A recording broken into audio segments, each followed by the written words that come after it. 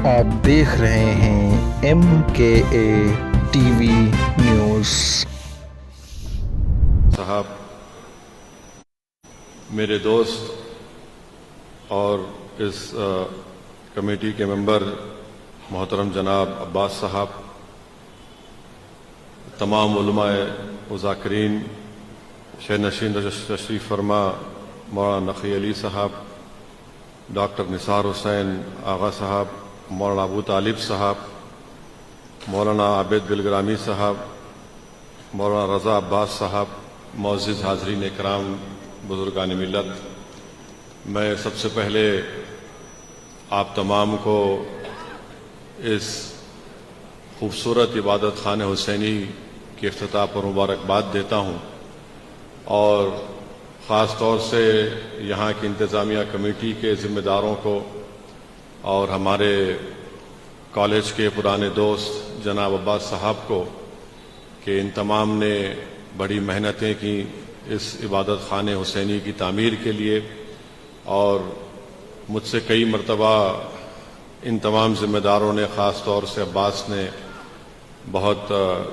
ملاقاتیں کی بلدیہ کے عہدیداروں سے، پھر کئی مرتبہ میں منسٹر جناب KT راما راؤ وزیر بلدی نظم و نقش سے بھی ملاقات کیا تھا اس عبادت خانہ حسینی کی تعمیر کے سلسلے میں، اور الحمدللہ یہ حیدرآباد کے لیے باعث فخر کی بات ہے کہ پورے ملک میں یہ سب سے بڑا عبادت خانہ رہے گا انشاءاللہ۔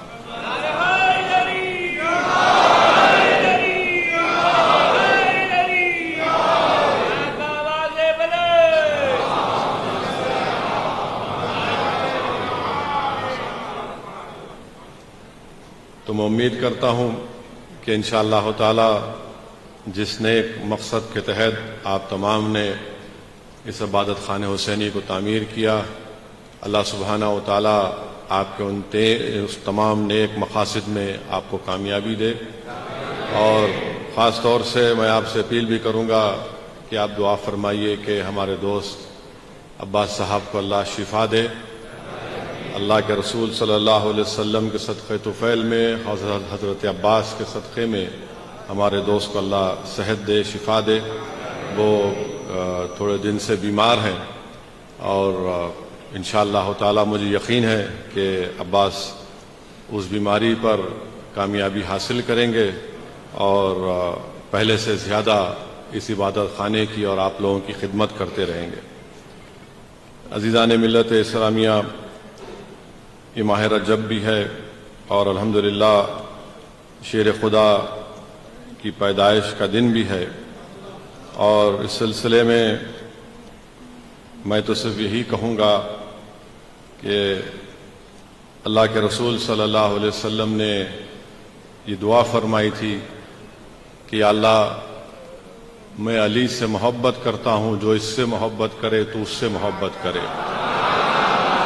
اللہ کے رسول صلی اللہ علیہ وسلم نے دعا فرمائی کہ اللہ، جو علی سے دشمنی کرتا ہے تو اس سے دشمنی کر۔ میرے عزیز دوستو، بزرگوں، معزز علماء کرام تشریف فرما ہے، معزز ذاکرین بھی تشریف فرما ہے، میں ان کے درمیان میں لب کشائی کر رہا ہوں۔ حدیث شریف میں آیا کہ اللہ کے رسول صلی اللہ علیہ وسلم نے ارشاد فرمایا کہ میں علم کا شہر ہوں اور علی اس کا دروازہ ہے۔ تو شیر خدا علی مرتضیٰ نے یہ ارشاد فرمایا کہ بسم اللہ کی بے کے بعد شیر خدا نے فرمایا کہ وہاں سے میرا مقام شروع ہوتا ہے۔ پھر وہیں پر شیر خدا نے یہ بھی فرمایا کہ اگر میں سورہ فاتحہ کی تفسیر کروں تو 70 اونٹ بھی اس تفسیر کا وزن نہیں اٹھا سکتے۔ میرے عزیز دوستوں اور بزرگوں، مجھے یقین ہے کہ انشاءاللہ تعالی اس عبادت خانہ حسینی سے، جہاں پر شیر خدا علی مرتضیٰ کا ذکر بھی ہوگا، جہاں پر امام حسین اور کربلا والوں کا ذکر ہوگا، جہاں پر خاتون جنت کا ذکر ہوگا، جہاں پر اہل بیت کا ذکر ہوگا، جہاں پر امام زین العابدین کا ذکر ہوگا، جہاں پر امام باقر کا ذکر ہوگا، جہاں پر جعفر صادق کا ذکر ہوگا، جہاں پر امام رضا کا ذکر ہوگا، اس بات کو یاد رکھیے کہ ہم سب ایک ہیں اور اس شہر میں ہم اپنے اتحاد کو اور مضبوط کرتے رہیں گے۔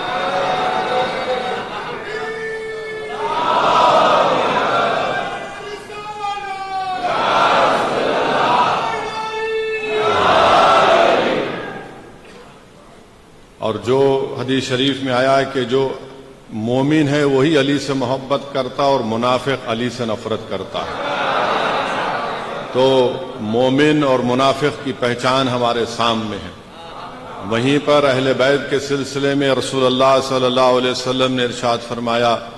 کہ میری آل کشتی نوح کی طرح ہے، جو اس میں سوار ہوا اور اہل بیت کے دامن کو تھام لیا وہ بچ گیا، جو نہیں سوار ہوا وہ ہلاک ہو گیا۔ اور امام جعفر الصادق نے فرمایا کہ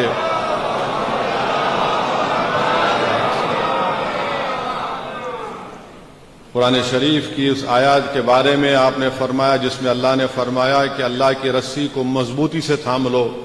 امام جعفر الصادق نے فرمایا کہ وہ رسی کو مضبوط تھامنے کا مطلب یہ ہے کہ اہل بیت کے دامن کو تھام لو۔ تو میرے عزیز دوستوں اور بزرگوں، آپ تمام کو بہت بہت مبارکباد، اور یقیناً ایک بہترین اور خوبصورت عبادت خانہ یہاں پر آپ تمام نے اور خاص طور سے کمیٹی کے ذمہ داران نے اس کو بنایا ہے، اور جہاں تک مجلس اتحاد المسلمین کا تعلق رہا ہے ہم ہمیشہ آپ کے ساتھ تھے اور انشاءاللہ ہمیشہ ساتھ رہیں گے۔ اور میرا ماننا یہ ہے کہ مسلمانوں میں اتحاد اگر ہوگا تو صرف اور صرف اہل بیت کی محبت پر ہو سکتا ہے، اور